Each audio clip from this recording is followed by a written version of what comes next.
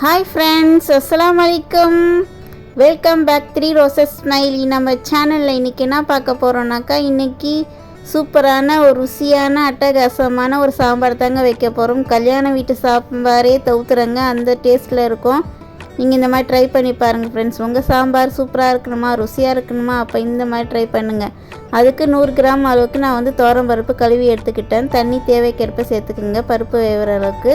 இது கூட 2 தக்காளி, 2 வெங்காயம் கட் பண்ணி சேர்த்துருக்கிறேன். இது கூட கொஞ்சமாக பூண்டும், 2 பச்சை மிளகாய் சேர்த்துக்கிறேன். கொஞ்சமாக மஞ்சத்தூள் சேர்த்துக்கிறேன். இப்போ மூடியை போட்டு நம்ம வந்து 2 விசில் விட்டு எடுத்துக்கலாம். இந்த அளவுக்கு நான் விசில் விட்டு எடுத்துட்டேன் பாருங்கள். பருப்பு வெந்துடுச்சு. இப்போ இது ஒரு பாத்திரத்தில் மாற்றிக்கலாம். தேவைக்கேற்ப தண்ணி நீங்கள் சேர்த்துக்கோங்க. தண்ணி சேர்த்துக்கிட்டு ஒரு பாத்திரத்தில் மாற்றிக்கிட்டு கொஞ்சமாக நான் புளி கரைச்சி எடுத்து வச்சுக்கிறேன். ஒரு சின்ன எலுமிச்சை சைஸ் அளவுக்கு கொஞ்சமாக புளியை மட்டும் சேர்த்துக்கலாம். இந்த காய்கறிலாம் போடுறதுனால புளிப்பு சேர்த்துனாக்கா கொஞ்சம் நல்லாயிருக்கும், சாம்பார் டேஸ்ட்டாக இருக்கும். அதனால் கொஞ்சமாக புளி சேர்த்துருக்குறேன். இது கூட வந்து முருங்கைக்காய், கத்திரிக்காய், முள்ளங்கி, அவரைக்காய், கேரட் பீன்ஸ் வச்சுருக்கிறேன். அதுக்கப்புறம் வெங்காயம், பூண்டு நசுக்கி வச்சுருக்கிறேன். இது கூட 2 காஞ்ச மிளகாய், கருவேப்பிலை கொஞ்சமாக வச்சுருக்கிறேன். இப்போ தாளிக்க அடுப்பில் ஒரு குக்கரை வச்சுக்கிட்டு எண்ணெய் சேர்த்துக்கலாம். தேவைக்கேற்ப எண்ணெய் சேர்த்துக்குங்க. இது கூட கடுகு, உளுத்தம் பருப்பு கொஞ்சமாக சேர்த்துக்கலாம். கொஞ்சமாக ஜீரகம் சேர்த்துக்கலாம். இது கூட 2 காஞ்ச மிளகாவும் சேர்த்துருக்கலாம். இடித்த பூண்டும் சேர்த்துக்கலாம். கருவேப்பிலையும் சேர்த்துக்கலாம். இது கூடவே எல்லாத்தையும் சேர்த்து ஒரு தடவை மிக்ஸ் பண்ணி விட்டுக்குங்க. இது கூட 2 வெங்காயம் கட் பண்ணி வச்சுருக்கிறேன். அந்த வெங்காயத்தையும் சேர்த்துக்கலாம்.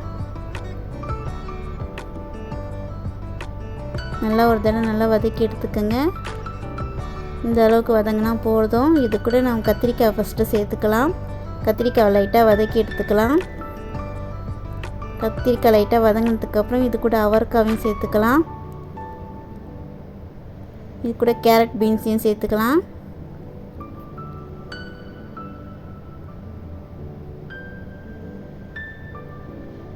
இது கூட முள்ளங்கியும் சேர்த்துக்கிறேன். இப்போ எல்லாத்தையும் சேர்த்து ஒரு தடவை நல்லா மிக்ஸ் பண்ணி விட்டுக்கலாம்.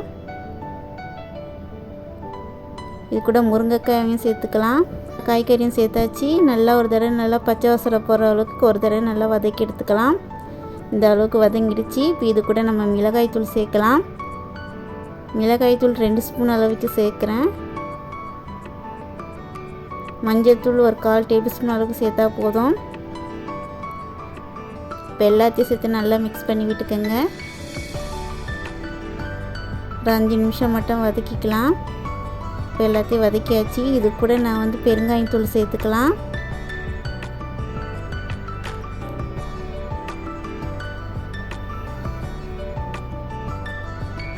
இப்போ இது கூட வந்து நான் சாம்பார் பொடி சேர்க்குறேன். சாம்பார் பொடி ஒரு பெரிய ஸ்பூனால் 1 ஸ்பூன் அளவுக்கு சேர்த்துருக்குறேன். இப்போ அந்த சாம்பார் பொடியும் சேர்த்து ஒரு தடவை நல்லா மிக்ஸ் பண்ணி விட்டுக்கலாம். இப்போ தண்ணி காய் வேகிற அளவுக்கு தண்ணி சேர்த்துக்கலாம். தேவையான அளவுக்கு தண்ணி சேர்த்துக்குங்க.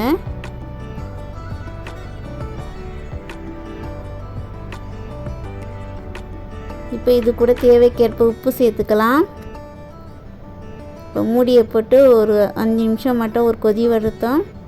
காய் வெந்துடுச்சு பாருங்கள். இந்த அளவுக்கு ஒரு அரை வேக்காடாக வெந்தால் போதும். ரொம்ப வேக வைக்க வேண்டாம். ஒரு அரை வேக்காடை மட்டும் ஒரே ஒரு கொதி மட்டும் வந்தால் போதும். இந்த அளவுக்கு வந்துடுச்சு பாருங்கள். இப்போ நான் பருப்பு புளியை கரைச்சி வச்சுருக்குறோம்ல, அந்த பருப்பையும் இது கூட சேர்த்துக்கலாம்.